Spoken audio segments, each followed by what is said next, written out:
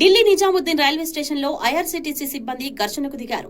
వందే భారత్ ట్రైన్లో పనిచేసేవారు స్టేషన్లో బెల్ట్లు, డస్ట్బిన్లతో పరస్పరం దాడులు చేసుకున్నారు. పిడిగుద్దులు కురిపించుకున్నారు. అయితే ఈ గొడవకు గల కారణాలు తెలియరాలేదు. ఈ వీడియో సోషల్ మీడియాలో చక్కర్లు కొడుతోంది.